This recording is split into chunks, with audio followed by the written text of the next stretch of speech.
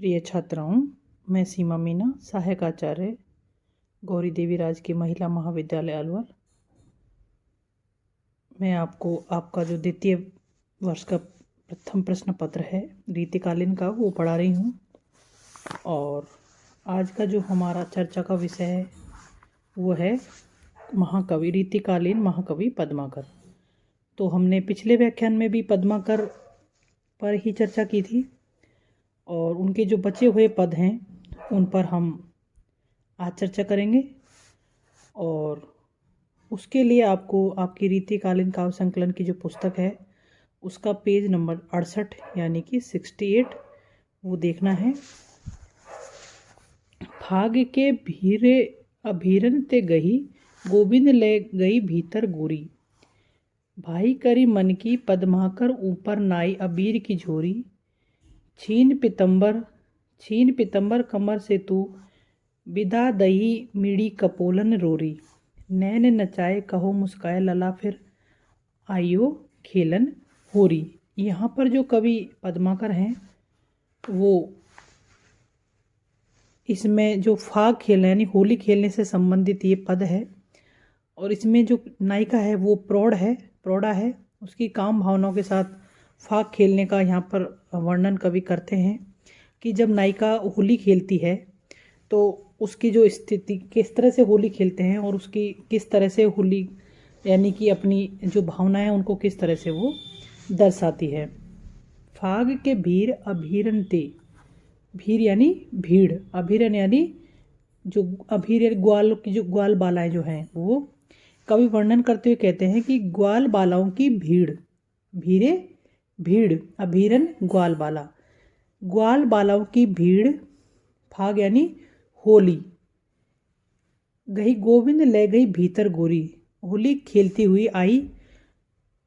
तो एक जो गोपी है यानी कि जो नायिका है वो श्री कृष्ण को हाथ पकड़कर, गही यानी पकड़कर, गोविंद यानी श्री कृष्ण, ले गई यानी ले गई, भीतर यानी अंदर, हाथ पकड़कर अपने भीतर ले गई। यानी ग्वाल बालाओं की जो भीड़ है वो होली खेलते हुए आई और श्री कृष्ण को अपने साथ अंदर ले गई। भाई करी मन की पद्माकर, भाई यानी मन चाहा। कवि पद्माकर कहते हैं कि उस नायिकाओं ने यानी उस नायिका ने अंदर ले जाकर श्री कृष्ण के साथ जैसा चाहा वैसा व्यवहार यानी मनचाहा व्यवहार किया। ऊपर नाई अबीर की झोरी, और उनके ऊपर अबीर यानी गुलाल की झोड़ी अपने जो उसके पास थी वो उन श्री कृष्ण के ऊपर उड़ेल दी। झोरी यानी झोली, अबीर यानी गुलाल। छीन पितंबर कमर से तू, विदा बही मीड़ी कपोलन रोरी। उसने श्री कृष्ण की कमर पर बंधा पीताम्बर छीन लिया। छीन यानी छीन लिया, पीताम्बर यानी कमर पर बंधा जो पीला वस्त्र है कमर से, उनके कमर पे बंधा हुआ पीताम्बर छीन लिया। विदा दही मीड़ यानी मसल कर, कपोलन यानी गाल, रोरी यानी रोल, और उनके गालों पर रोली को मसल कर उनको वहाँ से विदा किया। नैन नचाए कहो मुस्काई, लला फिर आइयो होलन खेरी।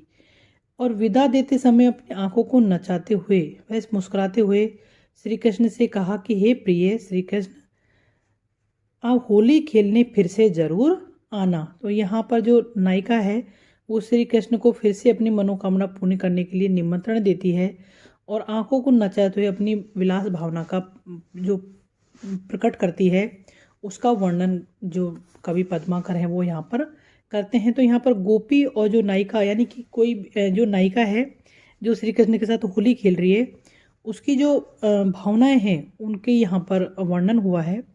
और यहाँ पर संयोग श्रृंगार है क्योंकि दोनों जो नायक नायिका हैं वो दोनों एक साथ हैं, इसलिए यहाँ पर संयोग श्रृंगार का वर्णन हुआ है। और बार बार शब्दों की आवृत्ति होने के कारण अनुप्रास अलंकार है, ब्रज भाषा का माधुर्य, और यह सवैया छंद है जिसकी ये बहुत ही उत्तम वर्णन कवि ने किया है कि फाग खेलने ग्वाल बालाओं की भीड़ आती है और वो श्री कृष्ण को पकड़कर अपने भीतर ले जाती हैं। और फिर भाई करी मन की पद्माकर कवि कहते हैं कि वो उनको पकड़कर ले जाती हैं और उसके बाद उनके साथ मनचाहा व्यवहार करती हैं, ऊपर नाई अबीर की झोरी और उनके ऊपर उनके पास जो गुलाल होती है उस गुलाल की झोली को उसके ऊपर वो उंडेल देती हैं और उनके जो कमर पर पीला वस्त्र बंधा है वो उसको छीन लेती हैं और उनके गालों पर गुलाल मसल कर उनको वहाँ से विदा कर देती हैं। और विदा करते समय वो अपने नैनों नेत्रों को इस तरह से मटकाती हैं, इस तरह से चलाती हैं और उनको ऐसा कर जैसे नचाती हैं, जिससे वो श्री कृष्ण से मुस्कुरा कर वो कहती हैं कि फिर से होली खेलने, यानी कि फिर से हमारी जो मनोकामना है उसको पूर्ण करने के लिए तुम जरूर आना। सीज ब्रज चंद्र पे चली यूं मुख चंद्र जाको, चंद चांदनी को मुख मंद सो करत जात, कह पद्माकर तो सहज सुगंध ही के, पुंज बन कुंज में कंज से भरत जात, धरत जहाई जहाँ पग है पियारी तहाँ, मंजुल मजीठ ही के माठ में ढरत जात, बारन ते हीरा सेत सारी की किनारन ते, हारन ते मुक्ता हजारन झरत है। यहाँ पर जो कवि हैं पद्माकर, उन्होंने नायिका के यानी कि जो नायिका है यानी कि राधा, उसके रूप सौंदर्य का वर्णन किया गया है। कवि कहते हैं, सीज ब्रज चंद्र पे चलियो मुख चंद्र जाको। उस सुंदरी राधा ने जब श्री कृष्ण के पास जाने का प्रयास किया, यानी कि उसके पास जाने का उपक्रम किया, तो उस समय उसका मुख रूपी जो चंद्रमा है, मुख रूपी जो चंद्रमा है, सीज यानी पास जाने का, ब्रज चंद्र यानी ब्रज का चंद्रमा कौन? श्री कृष्ण। जब राधा ने श्री कृष्ण के पास जाने का प्रयास किया तो उस समय उसका जो मुख रूपी चंद्रमा है, चंद चांदनी को मुख मंद सो फिरत जात, चंद्रमा उस मुख रूपी चंद्रमा की चांदनी की कांति को भी फीका कर रहा था। यानी जब श्री कृष्ण के पास राधा जाने का प्रयास करती है तो राधा का जो मुख रूपी चंद्रमा है वो चंद्रमा की चांदनी को भी, उसकी जो कांति, उसका जो प्रकाश है, उसको भी फीका यानी कि उसको भी मंद कर रहा था।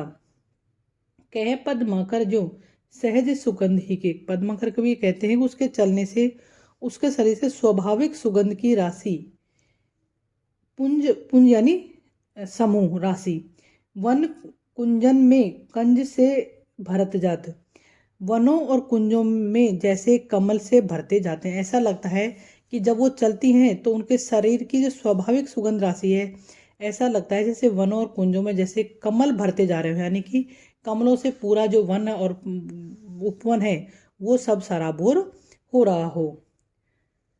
धरत जहाई जहाँ पग है पियारी तहाँ, मंजुल मजीठी के माठ से ढर जात। जहाँ जहाँ राधा पैर रखती है, जब वह प्यारी राधा जहाँ जहाँ अपने कदम रखती है, जहाँ जहाँ धरत पग यानी पैर, प्यारी राधा यानी जहाँ जहाँ वो प्यारी राधा अपने पैर रखती है, वहाँ वहाँ मंजुल यानी सुंदर, मजीठ यानी महावर, जो पैरों में जो लाल कलर की लगाते हैं किसी शुभ कार्य पर, उसको कहते हैं। माठ यानी घड़े, ढरत जात यानी ढलते जाते हैं। वहाँ सुंदर मजीठ के घड़े मानो ढुलक जाते हैं, ऐसा लगता है कि जैसे मजीठ के घड़े वहाँ पर ढुलक रहे हों। बारन ते हीरा सेत सारी की किनारन ते, हार ते मुक्ता हजारन झरत हैं। उसके शुभ्र साड़ी के किनारों से हिलने से अनेक हीरे तथा हृदय पर स्थित जो हार है उससे हजारों मोती झरते हुए जा रहे थे। बारन ते हीरा श्वेत साड़ी यानी सफ़ेद साड़ी, किनारे यानी किनारे से, उसकी जो शुभ्र यानी सफ़ेद साड़ी के किनारों के हिलने से अनेक जो हीरे जवाहरन, उसके जो हार यानी हृदय पर जो हार है उससे मोती, यानी कि उसकी साड़ी से हीरे झड़ रहे थे और हृदय पर जो हार स्थित था उससे मोती झड़ते जा रहे थे। तो राधा जब श्री कृष्ण के पास जब राधा जाती है तो उनका जो सौंदर्य है वो कैसा हो जाता है, चंद्रमा की जो चांदनी है वो भी उनके मंद यानी धूमिल सा, उनका जो मुख चंद्रमा है उसके सामने, उसके प्रकाश के सामने जो चंद्रमा की चांदनी है वो भी धूमिल सी हो रही थी। पद्माकर कवि कहते हैं कि जब वो स्वाभाविक रूप से चलती है तो ऐसी स्वाभाविक गंध फैलती है कि जैसे वनों और कुंजों में कमल भरते जा रहे हों। जहाँ जहाँ प्यारी राधा पैर रखती है वहाँ वहाँ ऐसा लगता है सुंदर महावर के घड़े ढुलते जा रहे हों, यानी कि चारों तरफ जैसे जो जो महावर है उसके घड़े चारों तरफ यानी लाल रंग फैल रहा हो। जब वो राधा चलती है तो उनकी श्वेत साड़ी यानी उनकी सफ़ेद साड़ी के किनारों से उनके चलने के कारण हिलने से उनकी सफ़ेद साड़ी के किनारे से उनके सफ़ेद साड़ी के किनारे से ऐसा लगता है जैसे कि हीरे जवाहर यानी हीरे हीरे झड़ रहे हों। और हारन ते मुक्ता हजारन से झरत है, हृदय पर जो हार धारण स्थित है, हारन हार स्थित है, मुक्ता यानी मोती, उनसे ऐसे लगते हैं कि हजारों मोती झड़ते हुए जा रहे हों। तो राधा के पैर महावर से रक्तवर्ण के थे, यानी कि वो राधा के जो पैर थे वो लाल रंग के थे। इसके लिए कवि ने मजीठ के घड़े ढुलक जाने की कल्पना की है। शुभ्र शुभ्र साड़ी यानी साड़ी की सफ़ेद साड़ी की चमक है किनारों से मानो हीरे झर रहे थे, अर्थात अतिशय चकाचौंध फैल रही थी, यानी कि बहुत ज़्यादा यानी धवल वहाँ पर जो वातावरण था बहुत ज़्यादा प्रकाशित था, बहुत ज़्यादा जो है थे वो क्या कि कांतिपूर्ण था। यहाँ पर जो राधा है उनकी मुख की उपमा चंद्रमा से दी गई है, तो उपमा अलंकार है और उत्प्रेक्षा अलंकार है। और राधा का सौंदर्य का यहाँ पर अतिशयोक्तिपूर्ण वर्णन भी किया गया है, इसलिए यहाँ पर अतिशयोक्तिपूर्ण अलंकार भी है। धन्यवाद बच्चों।